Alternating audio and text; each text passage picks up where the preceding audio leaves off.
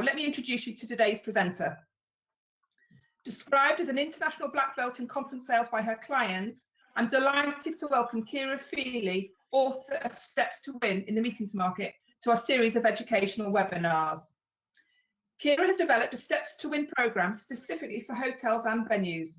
It's a map of how meeting planners buy and what steps they take to help them make a decision on which venue to book for their events. Kira will share a few of those steps with us today and in a series of webinars we have designed for 2018 to help you win a lot more conference, meetings and training business. So with that, I'm very excited to hand over to today's presenter, Kira Feely. Thanks, Kira. Thank you, Kate. Hello, everybody. Welcome, welcome, welcome. I'm thrilled and delighted that so many of you have taken the time to join us. It is always an honor when somebody gives us their time, and I want to very much respect that. So in the next hour of your life, I want to share with you some very simple, practical, and very implementable strategies on how to win a lot more conference, meeting, and event business, because that's what it's all about, right? And yes, my name is Kira Feely, and I love my work because all day long I get to work with hotels and venues such as you to show them how to win a lot more business. And I do that by showing them how to build some power moves with the meeting planner. Now, today in particular, I want to show you how to build one really essential power move in this industry, and that is how to build trust. We'll just go right over to the slides now and we'll walk you through a few of those key strategies. An essential part to all of our work is to build trust with the meeting planner, because it's the key between a sale and no sale, or how much or how little conference, meeting, or event business you are going to win. And when you think about it, in our industry, it's really the foundation stone. Because when a meeting planner books with you or decides to engage with your venue, they essentially are giving you their reputation. And you know yourself, it takes years to build a reputation. They're also essentially giving you the reputation and the brand of their company. And brands cost hundreds and thousands, if not millions, to build. So a wrong venue choice can do a lot of damage, and to these, reputations or to this brand. Now, this fear of loss of reputation or brand is always there. A planner will never verbalize that to you and say it in those words, but it is always there. So in order to overcome this fear of a loss of reputation or brand, we must build higher levels of trust and confidence in order to win and earn their business and earn their time even to get a conversation with the planner. So if you want to fill your venue 7 days a week for the next year and years to come, then stay tuned in and join in the conversation, because you too have a lot of expertise. But I want to share with you what I learned in my 10 years of being on the venue sales side, but then most importantly, when I went to the other side, when I became an agent and a planner, I got to see the bird's eye view of how a planner thinks and buys. And they think and buy in a very different way than what I had been trained to do in my hotel sales days. Now, a big problem, folks, that I'm seeing in the industry is that the planner is not believing your team's sales and marketing pitch. And I know that this is devastating. I know in my days, I would have been saying, Kira, or what do you mean they're not believing me? But you can see it in the world out there, folks, that there is a higher levels of distrust between our politicians, between our banking system, and in particular in when people are making decisions on what to buy. So what can we do? Well, we must build more authentic sales and marketing strategies and more believable messages so that the planner will engage with us and importantly give us their time. It's harder and harder to earn that all important conversation with a planner, and in particular the face-to-face time. So how can we do that? Well, being more relevant to our clients is an essential way, and communicating with them more effectively. Now, some of you may have attended the IACC Connect conference in New York in 2016. I spoke at it with Thomas Waddell, and he shared this analogy, this story, which I have his permission to reshare with you. But let's imagine for a minute that you have been invited to your boss's house for dinner, and you know that they like a good bottle of wine, and you want to make the right impression and get that right bottle of wine.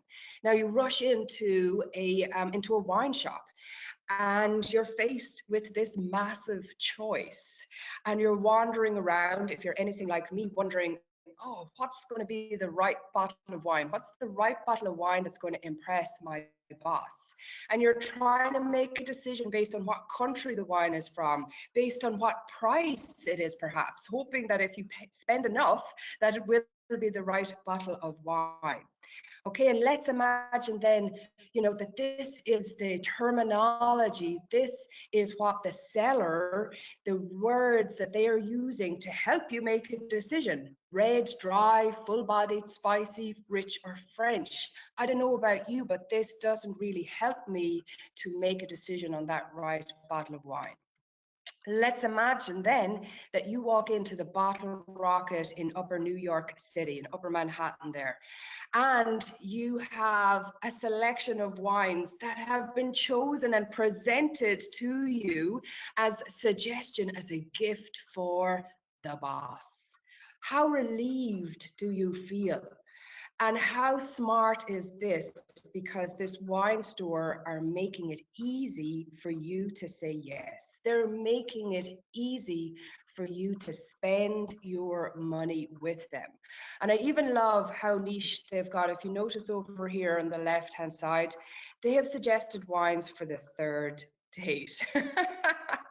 So let's move on, guys, and let's look at the industry lingo. That is what the seller is using to try and get you to buy a bottle of wine, to spend your money with them. Dry, full-bodied, red, spicy, French.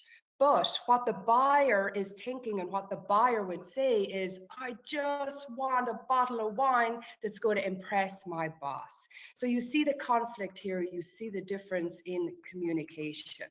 So for a minute, guys, let's look at the common language in our industry. How often do you read a great experience, a memorable experience, a unique venue, exceeding expectations, perhaps a leading hotel or venue, an ideal venue? If you are selling that you have a convenient or great location, you are selling yourself short. You need to unravel that another little bit. And if you are talking about how your great location can help the planner to get more attendees at their event, then now you're talking the language of the customer and you are being a lot more relevant.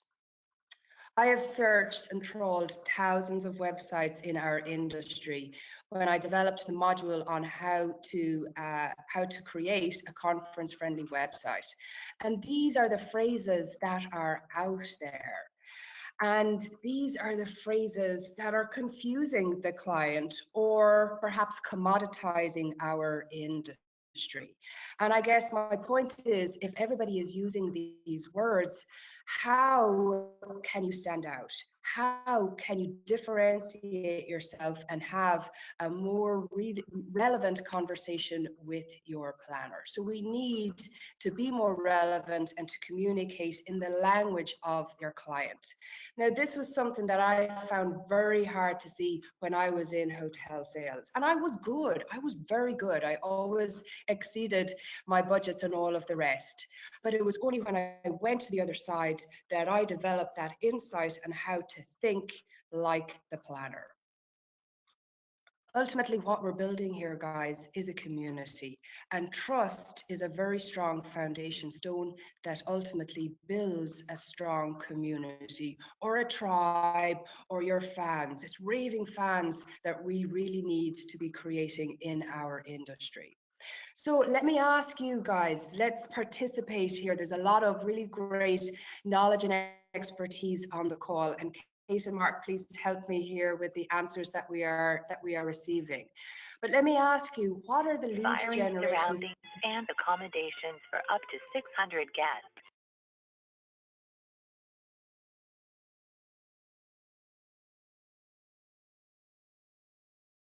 that are working for you in this industry? Is it direct sales calls? Is it attending trade shows? Please just type in the little chat box there, in the Q&A box, what's working for you. Is it the IACC website that as a lead generation website? Is it third-party agencies? There's a lot of dependence in our industry on third-party agents.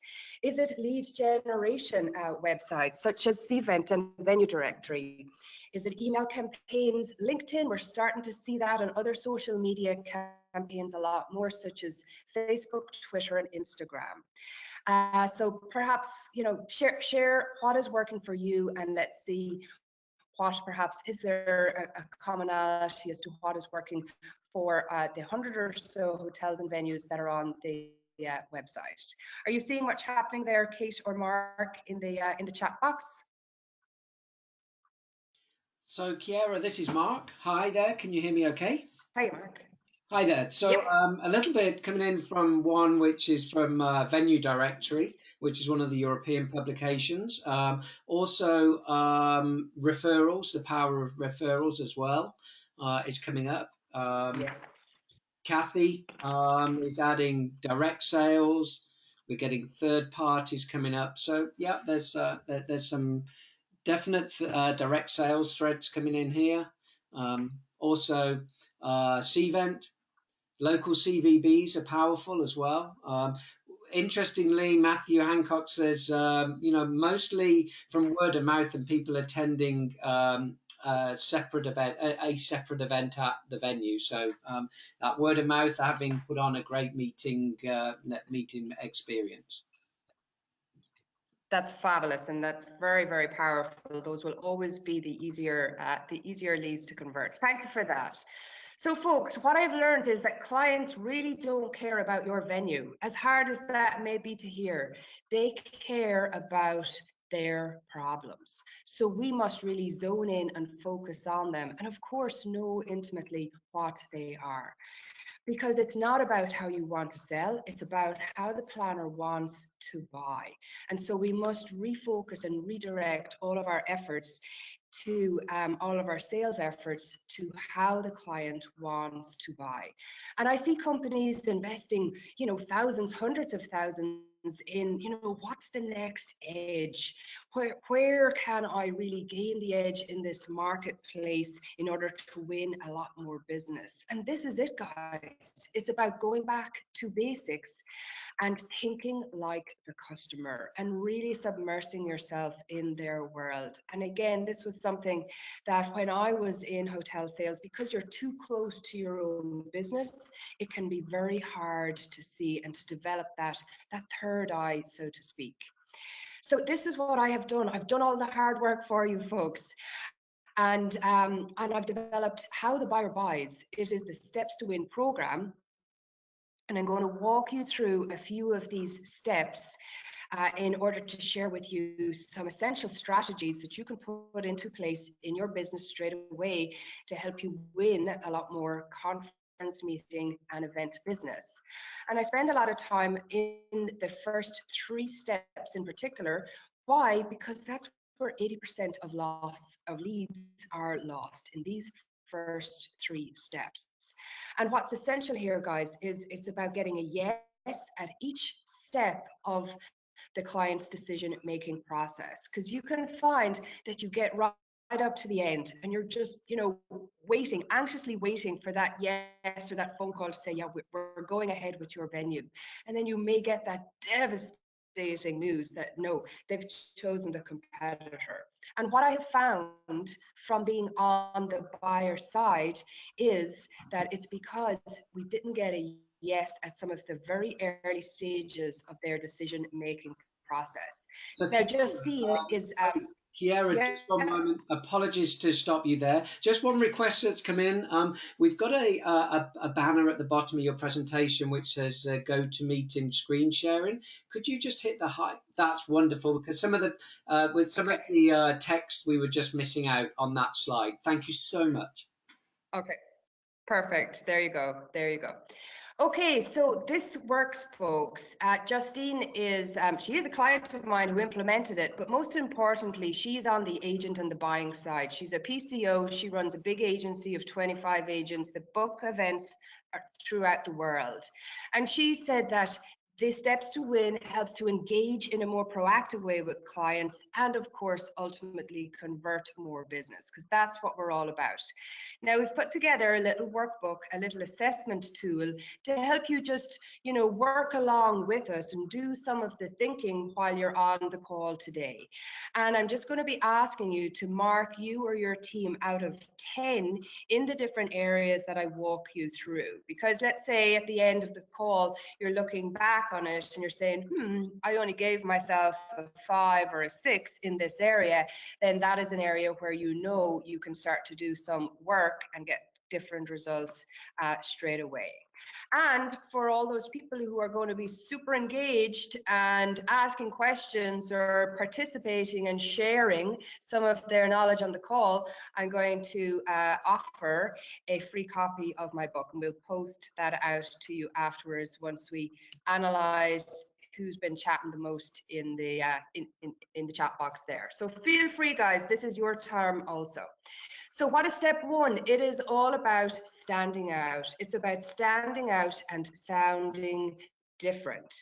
And this is really essential, guys, because planners have given me feedback that it's all starting to blur, that hotels and venues are starting to sound the same because they're using a lot of the same terminology. And also, once one person builds something or introduces a certain technology, it's really easy for the competitor to do that also.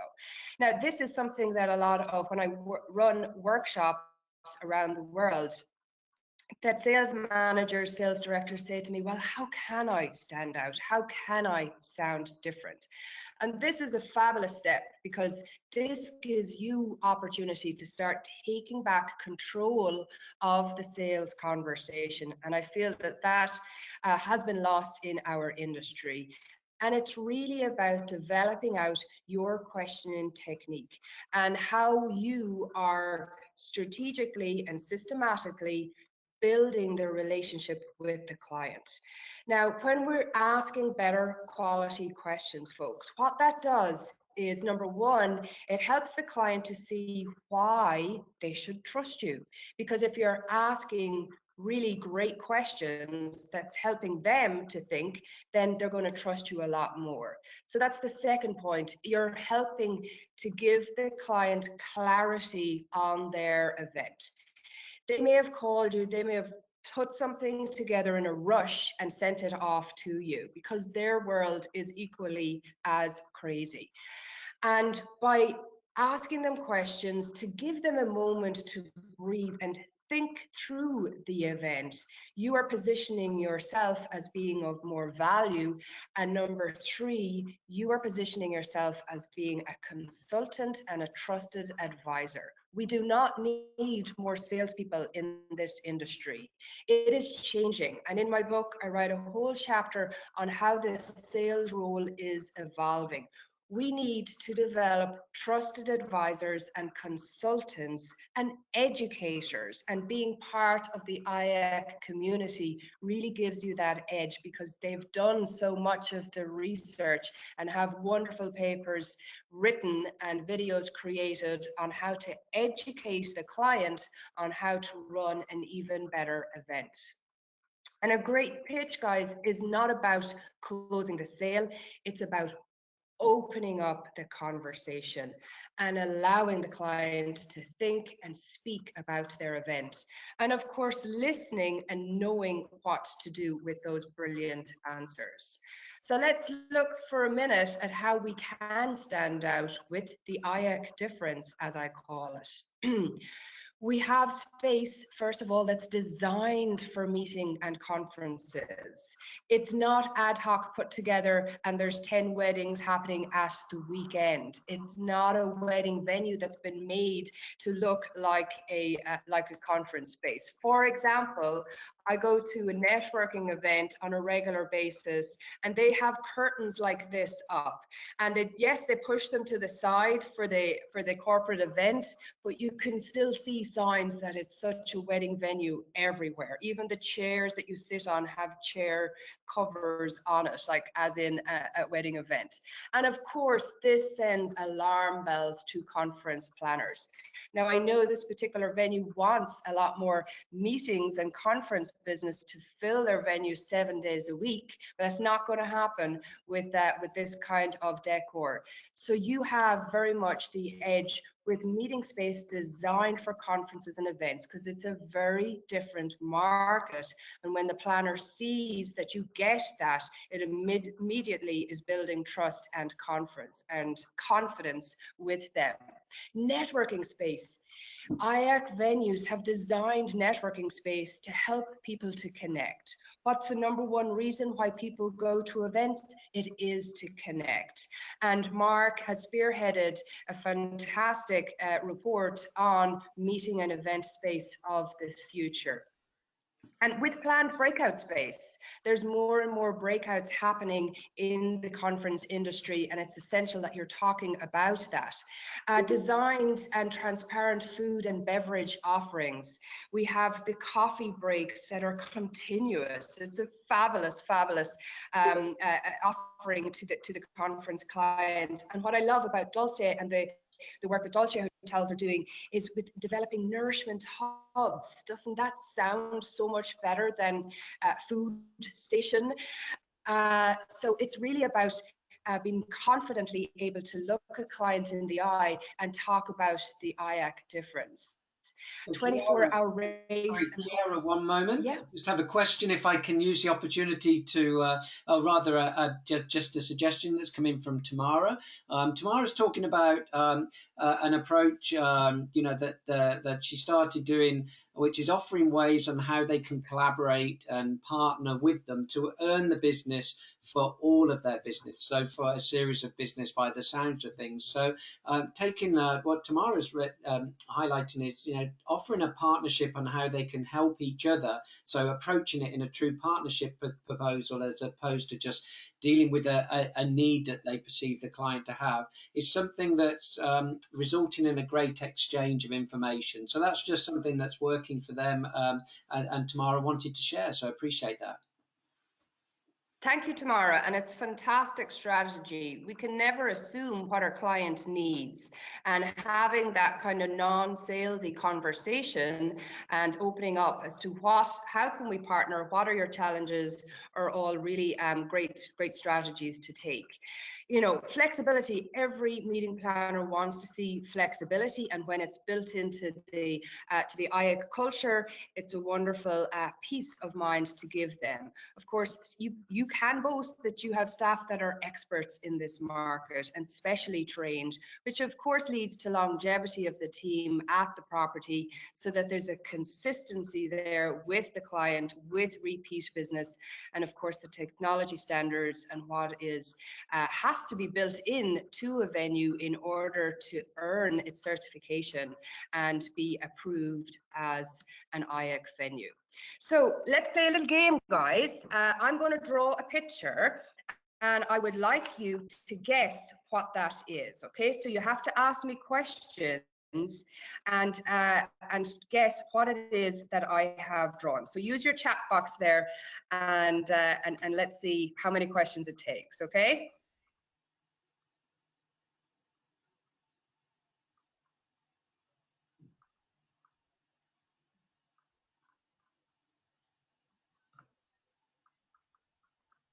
Have we got any questions there yet, Mark? Is it an animal? Is it an animal? No. Is it living? Is it living? No. Tracy is asking, is it a geometric shape?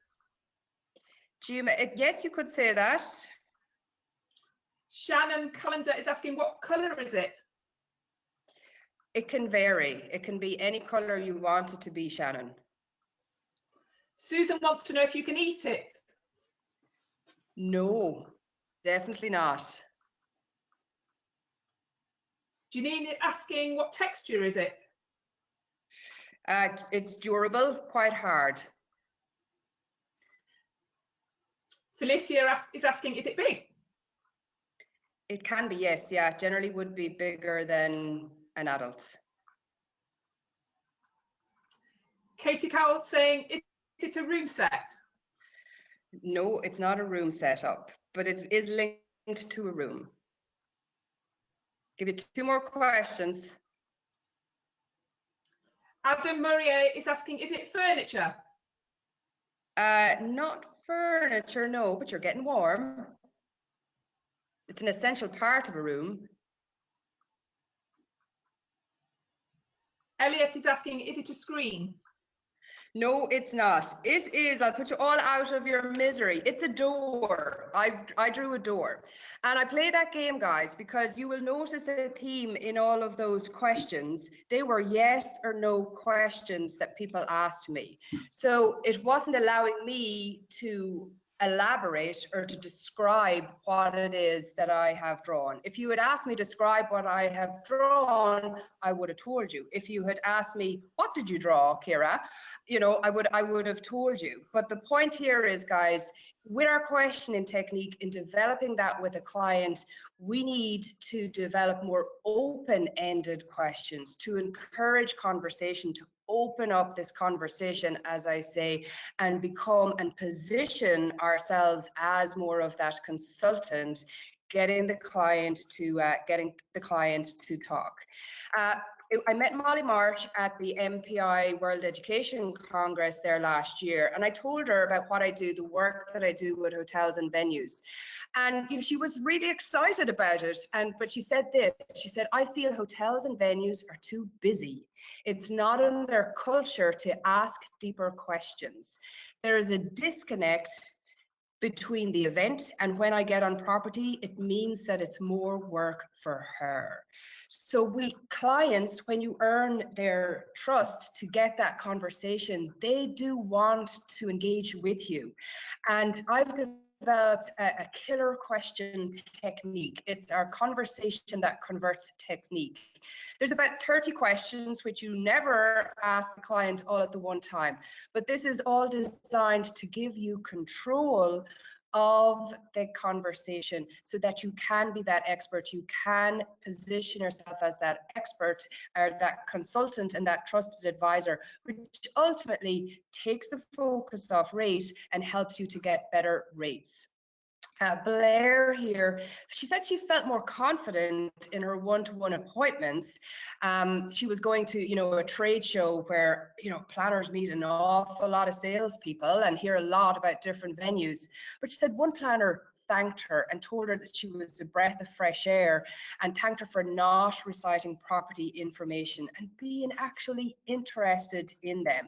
So it really does work here. And Lara from Microsoft, I met her at a conference during the summer, and she said that I know by the questions I am asked if they're going to understand me and my event and deliver the event as planned. And when you gain that confidence, that's what's going to help you to get the better rates. And, you know, be the kind of salesperson that you want to be. We got into sales in order to be in conversation with people and not just be responding to RFPs and all of that.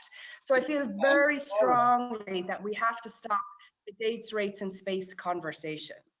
Yep. Was there a question there, Mark? There's a couple coming in here, so you're definitely singing the same tune. Matthew said, that he wishes that he'd got more time to spend with the client, but the demands on his time are restricting that. So that's just to your point there. And and he follows up to say a tip. Why not ask to go to one of their sessions whilst it's going on at your venue? So this is the session for the conference taking place at the venue, and see what it is they're actually doing, and then see, and then being better equipped to partner with that client in the future. I've got another comment from another person, but just any feedback on that, Kiera? Absolutely. I think they're great strategies. The thing is, once you get the client's attention and then you get their interest, then it is easier to carve out more time. It's happened to me again and again that somebody says, look, I only have 10 minutes, but they're in this rush mode. But once you get them to calm down or slow down and ask these questions that are helping people to think. I've had planners say to me, wow, I've never been asked that question before. That's a great question. And then they do want to give you their time because they're making an investment in their event ultimately. But you have to earn that time. And yes, Matthew, it is harder and harder to do that. And that's why in the second step, we're going to talk about developing out more sales tools that help you to do that. So real quick, folks, on step 1 there in your workbook, give yourself a mark out of 10. How much does your venue in your pitch really stand out and sound different? So moving on to step number 2, guys, is building our Power Sales Toolkit. And this, yes, is about helping to position yourself from a distance and being this consultant, this expert, because strategy gives you direction, but it's the tools that are going to help you to get there quicker. And when I went to the other side, when I became a venue finder a number of years ago, which I no longer do, by the way, but when I developed this third eye, I could see, because every single day I was using the tools of a venue in order to make a decision. Will I contact them? Will I invest the time in calling them, or will I just send an email or not even put them on my list? So your teams, your sales tools are what will distinguish your venue, because that's what a planner uses every day to help them make a decision. And this is such an important step that it takes time to develop these out. But once you get them right, then it's going to pay off for you over and over again. So we've spoken a little bit about the pitch, and it's essential to tap into the emotions behind the sale, because it's been proven that we make decisions based on how you make somebody feel. So conversation, yes, you're going to impact somebody, but the tools, if they're built correctly, can impact how somebody feels, because you need to design them as a resource rather than, you know, a salesy brochure. Okay. There's a fabulous TED talk by Simon Sinek on the why and the power of why, if somebody wants to look into the emotions behind the sale. But the Association of Incentives have released some comprehensive research recently on planners making decisions based on emotions, even though we hear constantly that it's rate driven. A client will say to me that they make a decision based on rate if they don't see the difference between one venue and the next. And of course, that makes sense. You would do that yourself.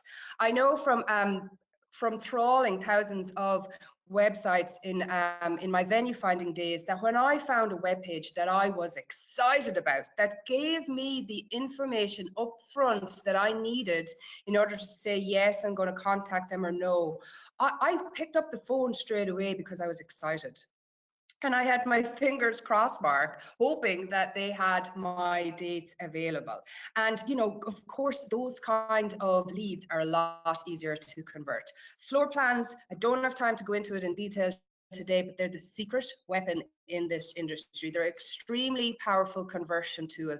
And proposal, I'm going to talk about that in another little bit. But real briefly, let's look at your IACC sales toolkit. You will hear building trust an awful lot. Your logo, are you using that? Are you talking and shouting about this certification that you have earned, and the rigorous processes that and standards that you have gone through in order to be considered one of the top % meeting venues in the world? That's what you are as an IACC member. And it automatically says something to a client. If they know in advance what IACC is, great. If they don't, even better, because you can tell them. But importantly, I have to say, guys, you can't start off a conversation, let me tell you all about IACC, because I know from having listened to thousands of pitches that I switch off very quickly, and I might go, you know, blah, blah, blah, blah, blah. That's exactly what I'm hearing.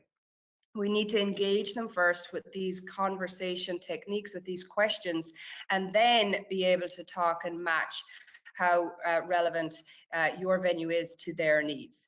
Proof, everybody needs proof. There's some wonderful videos and an IACC video put together where 3 planners are talking about why they love IACC venues. Of course, there's fantastic training and education. There's even more training and education coming up this year, and we'll share some of that with you towards the end. It's a world-class research and report opportunity for you guys. And are you sharing that with your planners? Mark is going to put up some links to his research on the meeting room and space of the future. It's a fantastic opportunity to read through that, see what's really trending and happening in the industry. And there's other resources there, such as the internet guide, that kind of thing, that you can be sending out with your proposals, folks. You have an automatic community in which you can share wins, share challenges, pick up the phone to people. We can share link love, get active on social media, so that you have 330 odd venues around the world that know about you, that you are building a relationship with. And if a client of theirs says, you know what, I'm looking for a venue in Philadelphia, I'm looking for a venue in France, can you help me? That you can immediately say, yes, I know Matt, or I know Juan at this venue, and let me connect you. Okay, it's a powerful community to tap into. The IACC website venue page, it's a lead generator, guys. Do you have the best descriptions up there? And there's a dedicated PR agency that will help you in your PR needs. So tap into that, guys. Okay, these are clients of ours, clients of mine, Wheatwood Hall. They converted a piece of business worth $250,000 within weeks of doing the program. Why? Because they changed their conversation. The client just walked into their property that day. They also walked into 3 other big brand properties, but they didn't win it. The smaller independent property won it. Step number 3, guys, is how to write proposals that win.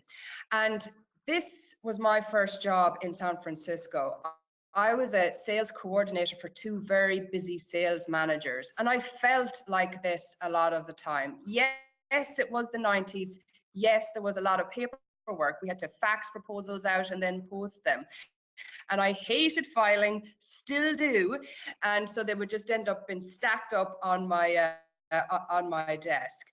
But I never took the time to ask my sales managers, what do I need to put in this proposal to make sure that I win it? And if I had asked that question an awful lot more, we would have won a lot more of the business, and of course would have had to send less proposals in the first place.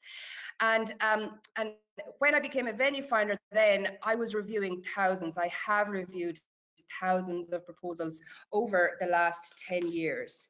And what I found when I put together my specs and I listened to the end client, to the meeting planner, put together everything that they needed, sent it out to the hotels and venues.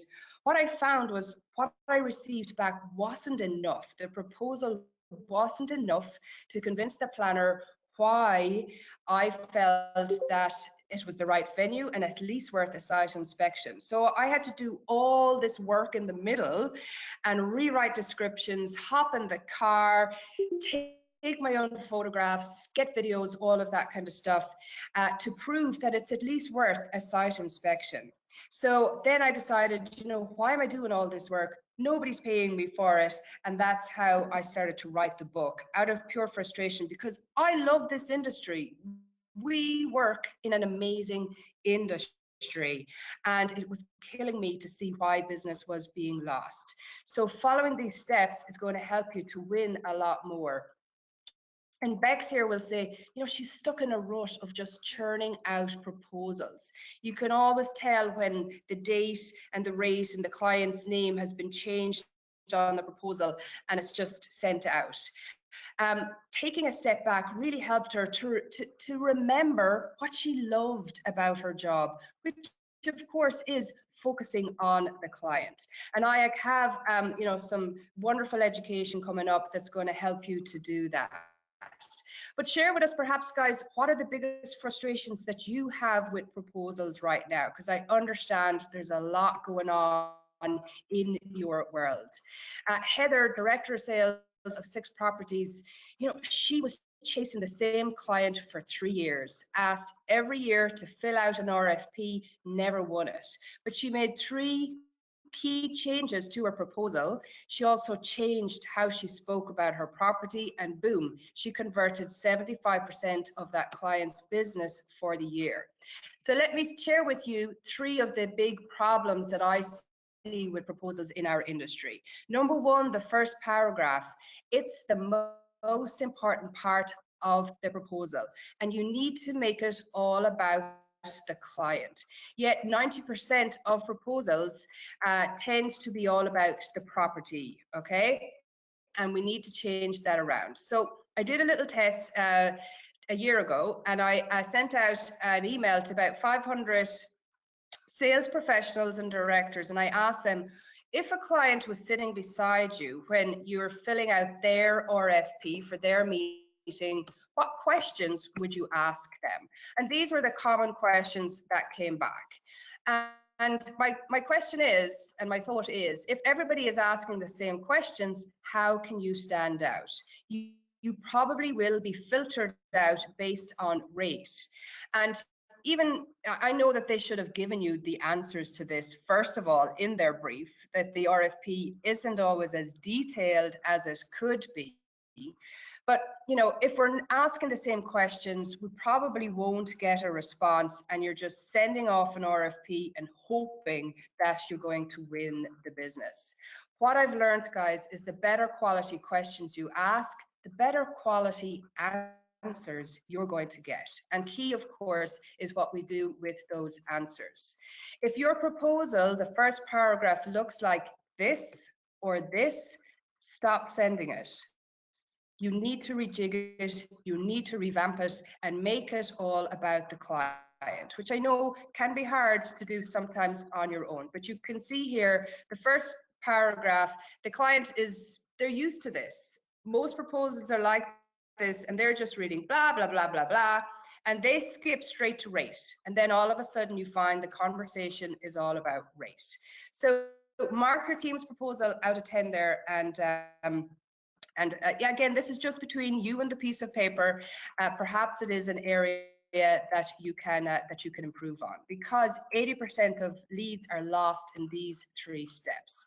Now, if you want to go deeper, guys, if you want to learn this conversation that converts technique, if you want to figure out how to sound different, how to change your approach, IACC have partnered with MPI on the new Venue Sales Certificate Program, and that is available to you at a discounted rate at the MPI rate. There's 2 versions available. The on-demand, you can buy it today and off you go. You can have it all done in a few hours.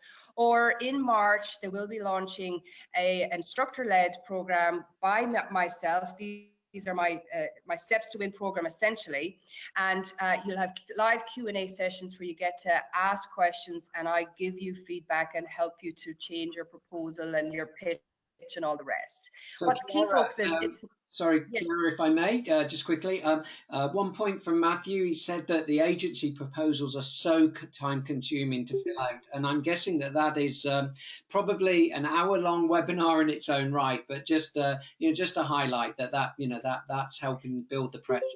And also, Elliot asked a question. I think you've answered it. Elliot was just interested to know what does, what do we say to win that pitch, in terms of dear client, what is that first paragraph? But Elliot, if Ciara hasn't answered that already with the slide she shared, let us know. And then lastly, another comment, does anyone use KX proposals as part of Kinetic Solutions? Does anyone find that useful? I mean, I can answer that on your behalf a little bit, Ciara, just to say that KX tends to be mostly used in the United Kingdom in terms of a solution. So I'm sure within those that are joining us from the UK, that may well be something worth picking up. And maybe it's a forum question, Matthew, that we can add to the IACC forum and get some conversation around that. Okay, fabulous. With reference to the question about the first paragraph, that's not something I can answer straight away because it will vary according to the client. It will vary according to the conversation that you had in the client with the client, and then you tailor make and you personalize their proposal based on that. And a lot of the answers, or how that will become super clear, is in the module on how to have conversations that convert. And of course, the ability to open up that conversation in the first place with building the right kind of sales tools. That's a whole other webinar in itself, but fabulous question.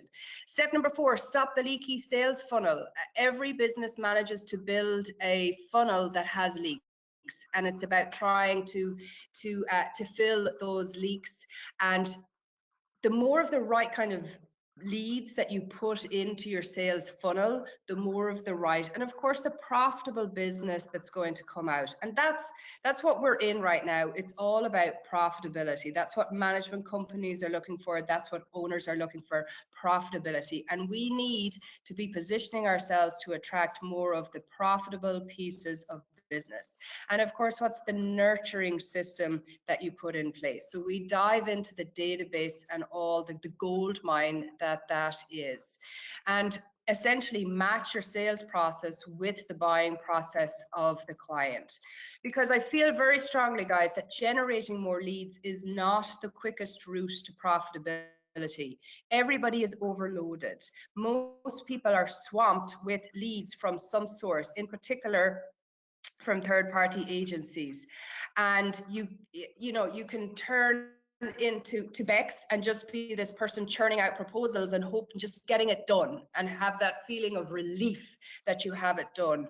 Or we can be working in our zone with more of the right kind of clients that are ours to convert, and getting our strategy and our profitability and our growth plan in place comes down to some of these 4 areas here: our strategy, our technique, our power sales tools, the relationships, building relationships that are of value to the client and not being that salesperson, and of course positioning yourself in the marketplace and having IACC certification and that trust symbol behind you always helps with that.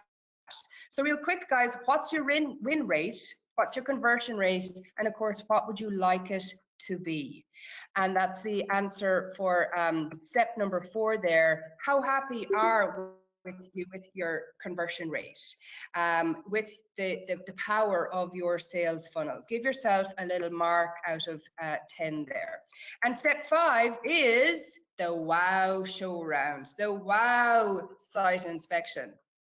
Again, I've been on hundreds, if not thousands, of site inspections, and sometimes I really wish that I hadn't given my time to the salesperson to walk around their venue. It has to be a wow, guys. There are too many average site inspections in our industry, and planners get really frustrated if it's not a wow, if it isn't shown that you're respecting their time and that you are showing how eager you are to win their business. You cannot let them out of your venue without them being able to visualize how it will work. Okay, so again, give yourself a mark out of 10 in that area, and just look back for a minute, guys. Look back at your results and where do you think are the areas for opportunity, because with this sales and marketing program, with this process, with these steps, guys, it's about getting a yes at each step of their decision making process. And there's lots of examples of success out there. I hear a lot of frustrations from sales managers, but that's just what our industry is. But it's all ERFPs, but we can't change it. And you're just trying to work harder and faster to get more done. We got to change the way we're doing it in order to get different results. And we have to change because the buyer has changed the way that they buy. But have you or your team changed the way that you sell? And if you haven't, your revenue results will be dramatically affected, because everything has changed so much in the last 2 to 3 years, and it's rapidly changing in 2018 and 2019 and the next coming years. Kiera, so guys, if I can, yes.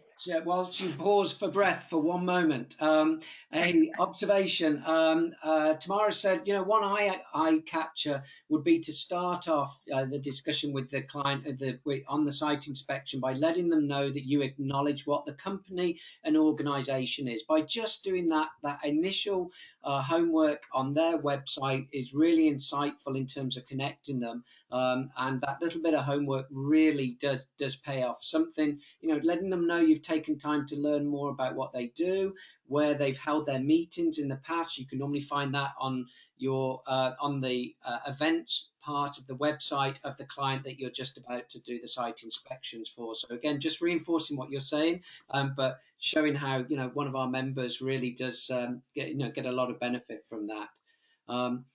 Also, Matthew, asked a question, is there any tips for WOW show rounds? And I think the answer to that is that you've got a webinar learning program later, this year that will be focusing in on site inspections. Is that correct?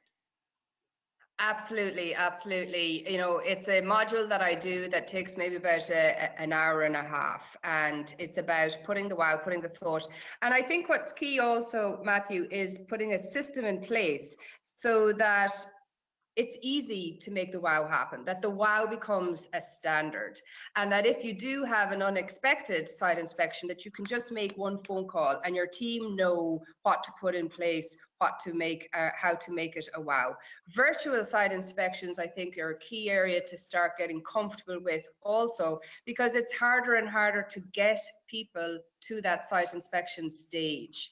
And you need to prove to the planner that you're not going to waste their time. The days of the planners having a 2-day luxurious site tour visit to a city, to an area, and visiting a number of different properties is fast going away, is fast diminishing. They don't have the budget and they won't take the time.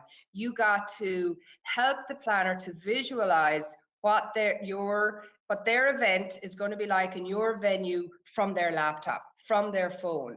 And are we thinking through that? So that's an essential part of that. So we're coming up to the hour, guys. I want to be respectful of your time, but we want to make sure that it was productive. So take a minute. What is your next step to achieve this, guys? What are you taking from the last 57 minutes of your life? Look back over your notes. What is the one thing that you're going to do different? And we'd love it if you shared that with us, but write it down. Write it down, because there's a very powerful connection between the hand and the brain, and writing something down helps you to commit to it and remember it. And if you share it in the forum, that would be even better. So take a minute, guys, and decide what is the one thing that you're going to do different. And perhaps it is to be the best in your industry and to take advantage of the fabulous training programs that are out there. I certainly would be honored to have you in the next cohort of the venue sales certificate program. My personal advice would be, Mark, I work for myself and I invest probably about 5,000 a year in my own education, because every time I do, I get better at something and I'm loving what I do even more. But when you're working for somebody else, when you have somebody else's training budget, my advice would be take the opportunity, seize the day, and ensure that you are being invested in because you deserve it, okay? The marketplace is changing and we have to keep up and change with it. Quick little story here, guys, on my dad and partnership, right? He's recently kind of semi-retired. I was up visiting my parents and my mother called me and she said, Kira, come here, look at this. She said, look, this is your father's contribution to retirement. He made his half of the bed. And she couldn't believe it, you know. I couldn't believe it either. My father, when I said it to him later, I took the picture, I said it to him later, and he said, yeah, wasn't I great? I made my half of the bed. My mother has been making the whole bed for 49 years. So the point here is, guys, that you can be the buyer or the seller and think like my father that you're doing the right thing and you're being that right partner with your client. But my mother or your clients, the meeting planner, is over here thinking, no, that's not what I need. We can make assumptions and they can be the wrong ones. If you want to go a little deeper, guys, if you want help and clarity on what is the one thing that's going to make the difference, reach out to me, email me, kira@conferenceconverter.com, or just write in the chat box, call me, and we can set up a 20-minute conversation. These are more opportunities for you to learn more of the tips. These are the next series of webinars that I'll be running with Kate and Mark, how to win more leads at industry events. There's a lot more of them coming up in the next few months, and that is happening February 1st. So if you want to, you're investing in trade shows, you want to earn and win more leads, come join us on that on February 1st. And Mark, you're going to put up the link there to the other IACC training opportunities, right? Absolutely, they'll be on there in 1 second, and also Kate will follow up with that with the link to the video recording of this session and some other great stuff in follow-up. Just in terms of Q&As, lots of great tips that people have been sharing here between each other, which is good, and lots of notes saying that you've shared some really useful insights, Kiara, so that's great to hear. Cool. There's a few one things coming in. People are going to do something different, right? It looks that way. Fabulous, fabulous. Well, with that, Kate, my job is done. I hand it over to you. Thank you so much, everybody. I'm thrilled and really respect that you gave me the last hour, and I hope it's been productive for you. Take care. Thank you very much, Kira. A very insightful, and I think everyone would agree, a very engaging session.